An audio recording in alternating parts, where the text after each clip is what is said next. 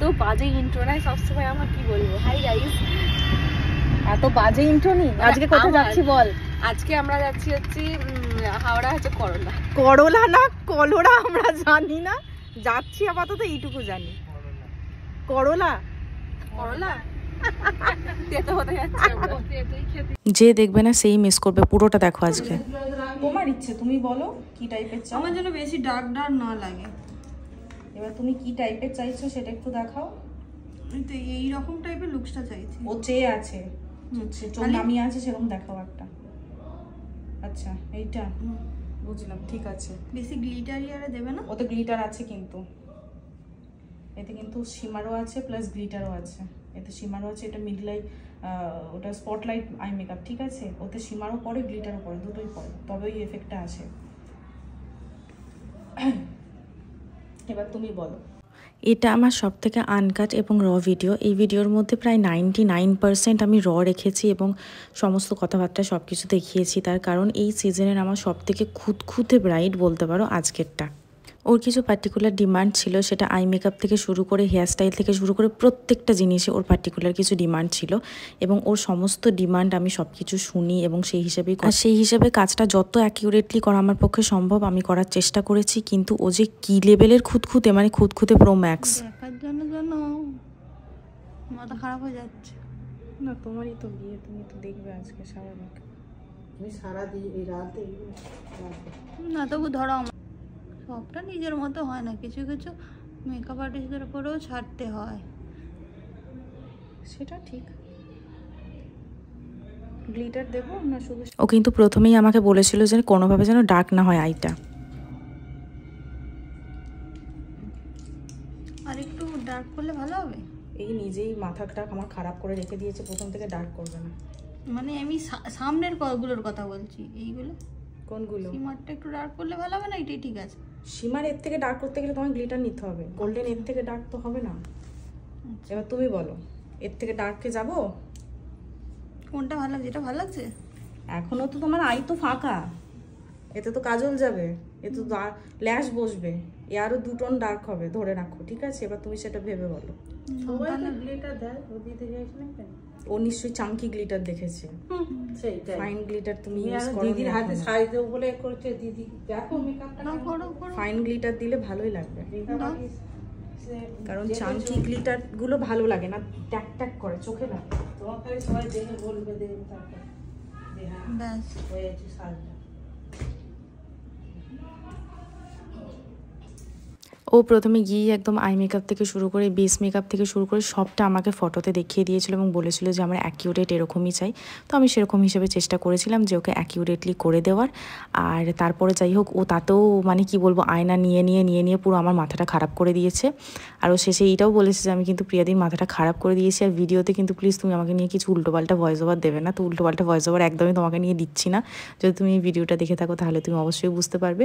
কিন্তু হ্যাঁ, একদম আমি এইটাই আমার সমস্ত ব্রাইডের উদ্দেশ্যে বলবো, তোমরা যেমন বলো সেরকমই 100% করার চেষ্টা করি। কিন্তু একটু প্লিজ লিটারালি আমি মানে তোমাদের কাছে আমি হাত জোর করে বলছি, একটুখানি ভরসা করো প্লিজ। প্রত্যেকটা সেকেন্ডে যদি আয়না নিয়ে দেখতে থাকো এবং প্রত্যেকটা জিনিস যদি বলতে থাকো, তাতে কিন্তু আমাদের কাজে ভীষণ হ্যাম্পার হয়, বিশ্বাস করো।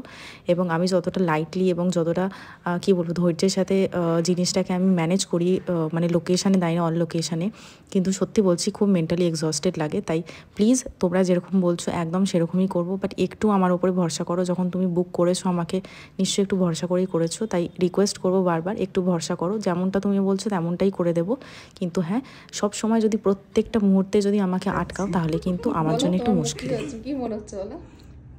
বলছি তো মেকআপ করে তো মুখ টনটন হয়ে যাচ্ছে একদম। কথা বলবি?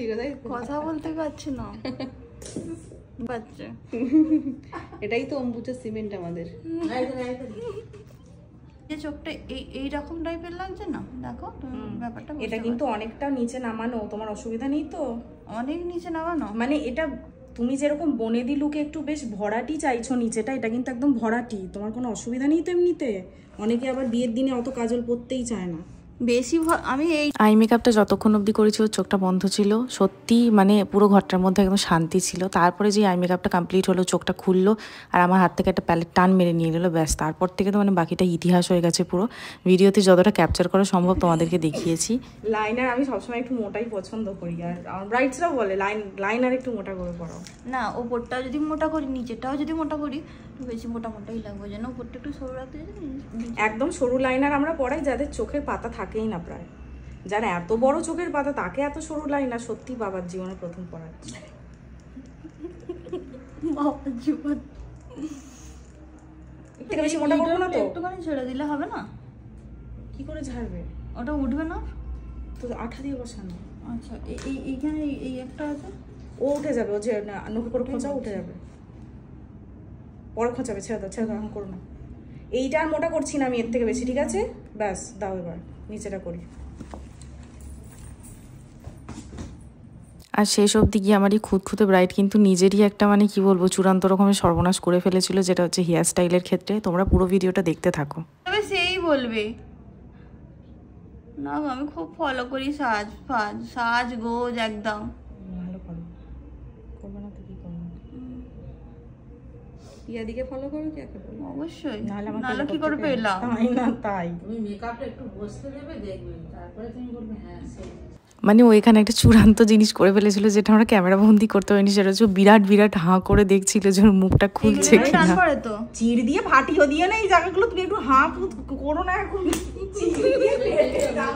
তখন আমি কি করব? ও চিট দেওয়া ফেটেও যায় না কি? হ্যাঁ, যাদের স্মাইল লাইন থাকে তাদের তো ফেটে যাবে। তোমার স্মাইল লাইন আছে কি আমি সেটা জানি না, যদিও বা। এই কারণেই মানে আমি ঘাবড়ে গেছি, আর ওকে বলছি যে তুমি চিট দিয়ে ফাটিয়ে ফেলো না পুরো মেকআপটাকে, যেন কোনো রকম ভাবেই। মানে কি যে খুঁতখুঁতে একে মানে আমি কখনো ভুলবো না। ও আমাকে বলছে যে তুমি আমাকে মনে রাখবে, মানে যথারীতি ও যা বলেছে আমি ওর হ্যাঁতে হ্যাঁ মিলিয়ে গেছি। কাজল দিলে কিন্তু চোখগুলো একটু ছোট হয়ে যায়। এটা ঠিক। এইটা ভেবেই যে ও যাতে একটু চুপ থাকে আর আমি আমার কাজটাকে একটু পিসফুলি করতে পারি। এই দেখো কীরকম মানে ও মানে প্রত্যেকটা সেকেন্ডে মানে ছটফট করছে যে ও কতক্ষণে দেখবে জিনিসটাকে। ওর মস্ত বড় যেটা প্রবলেম সেটা হচ্ছে ও ব্লাশ আর হাইলাইটার একটুও চায় না, লাইক লিটারালি একটুও চায় না। তোমরা ভিডিওতে দেখতেই পাবে। ফেসটা পুরো মডেলের মতো ফেস। খুব সুন্দর ফেসটা, বিগ আইজ, গোল চোখ, ভালো লম্বা লম্বা আইব্রো, কি সুন্দর লাগছে, দারুণ লাগছে।